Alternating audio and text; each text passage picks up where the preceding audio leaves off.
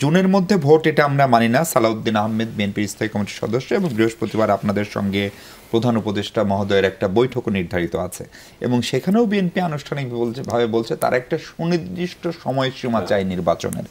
অপরদিকে এনসিপি এবং জামাত ইসলাম স্পষ্ট করে বলছে যে নির্বাচনের আগে সংস্কারের পথনকশা তারা চাই, আর সংস্কার বিষয়ে ঐক্যমত না হয়ে নির্বাচনে গেলে শঙ্কা দেখা দেবে, এটা হচ্ছে জামাতের অবস্থান। ফলে রাজনৈতিক দলগুলোও তো নির্বাচন ডিসেম্বরে নিয়ে ঐক্যমত না। হেলাল ভাই, সেক্ষেত্রে কি হয়? আমার কাছে তো মনে হচ্ছে দুইটা বক্তব্য, যেটা দুটোই ঐক্যমতের একটা।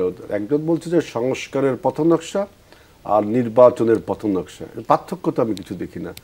সংস্কার বলতে বোঝাচ্ছে যে need to hold a free and fair election, এইটার জন্য কি কি সংস্কার করা প্রয়োজন আমরা এইটা বলছি।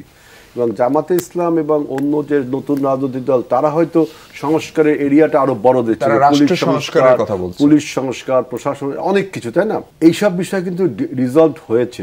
যে স্প্রেডশিটটা আমাদের কাছে দিয়েছে সরকারের যে ঐক্যমত কমিশন থেকে, সেখানে কিন্তু বিএনপি সব কিছুর সাথেই প্রায় 70 থেকে 80% কিন্তু আমরা ঐক্যমত পোষণ করেছি। সুতরাং আমরা বলছি যে আপনি একটা রোড ম্যাপ দেন কবে নির্বাচনটা অনুষ্ঠিত হবে, কারণ এই 8-9 মাসে উনি দুইটা ডেট দিয়েছেন, শুধু শিফট করছে, একবার ডিসেম্বর একবার জুন, আবার মাঝে মাঝে কিছু বাইনারি তুলছে। কি বাইনারি? যে নির্বাচনের মুখোমুখি কোনো সময় আপনার সংস্কার, কোনো সময় বিচার, কখনো স্থানীয় সরকার নির্বাচন, আরও অনেক কিছু আপনার লেক্সিকন ব্যবহার করে নির্বাচনকে একটা দীর্ঘসূত্রিতা নিয়ে যাচ্ছে। এই যে বললাম তার অপরিহার্যতা প্রমাণ করছে, তাকেই দরকার, এটা আর একটা ইস্যু।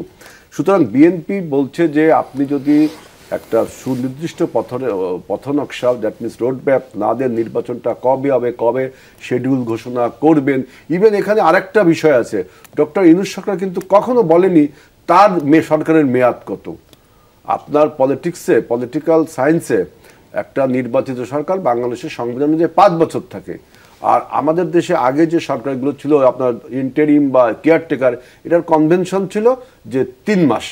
91 সালে আমরা দেখেছি, এর আগে আমি জানি না, 91 সাল থেকে এই কনভেনশনটা শুরু হয়েছে 3 মাস। শুধুমাত্র ফখরুদ্দিনের সরকার 2 বছর ছিল অন্যায় এবং অবৈধভাবে, তখনও বিএনপি প্রতিবাদ করেছে। এবং এই অন্যায় অবৈধভাবে থাকার ফলে 17 বছর একটা ফ্যাসিবাদ এই জাতিকে বহন করতে হয়েছে, কত রক্ত সংগ্রাম। সুতরাং এখনও ডক্টর ইউনূস সরকার যদি একইভাবে একই বয়ান দেয়, আপনার 2007 সালে যে বয়ান দিল ফখরুদ্দিন মঈনুদ্দিন, সংস্কার, পরিবারতন্ত্র, আরো অনেক বয়ান দিছিল, পরে তো একদম মানে পর্বতের মুশিক প্রসব হলো এবং 17 বছরের একটা ফ্যাসিবাদ জন্ম দিয়ে গেল। এখনো ডক্টর ইউনূস সেই পথে যদি হাঁটে, ডক্টর ইউনূস যে অপরিহার্য এটাকে আপনারা অস্বীকার করতে পারেন? ধরেন 5 আগস্টের পরে আমি তো বললাম উনি একটা ওয়েল অ্যাকসেপ্টেড পিপল ছিল এট দ্যাট টাইম, সবার কাছে গ্রহণযোগ্য ব্যক্তি ছিল। উনি ধরে নেন যত ভালো লোক হোক, যত ফেরেস্তা হোক, কিন্তু বাংলাদেশে উনি যদি একটা সুষ্ঠু নির্বাচন না অনুষ্ঠান করেন, নিজে যদি ক্ষমতায় চলে যান, অর্থাৎ ছেলে বিয়ে দিতে যায়, বাপ যদি বিয়ে করে বসে, তাহলে এটা কেমন হবে? ডক্টর ইউনূসের ক্ষেত্রে তাই হচ্ছে।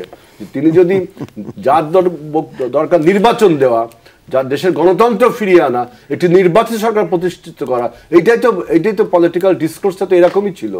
সেইটাকে আপনি এখন বিভিন্ন রকম কথামালা দিয়ে, বিভিন্ন রকম ন্যারেটিভ দাঁড় করিয়ে, টার্মিনোলজি ব্যবহার করে যদি সেটাকে আপনি দীর্ঘায়িত করেন, তাহলে কি জাতির সাথে তামাশা করা হবে না? আপনি আন্তর্জাতিক ব্যক্তিত্ব, এটা ঠিক, কিন্তু আপনি ভুল করে তো মানুষ বলবেই আপনি ভুল করছেন। কি ভুল করছেন?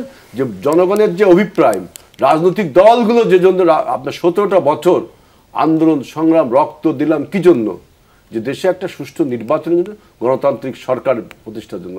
এখন যার হাতে দিলাম ক্ষমতাটা সবাই মিলে, তিনি যদি এখন নিজেকে ওই ক্ষমতার জন্য অপরিহার্য করে তোলে এবং নিজেই ওই ক্ষমতা ভোগ করে, তাহলে জাতির সাথে বেইমানি হবে, তামাশাও হবে।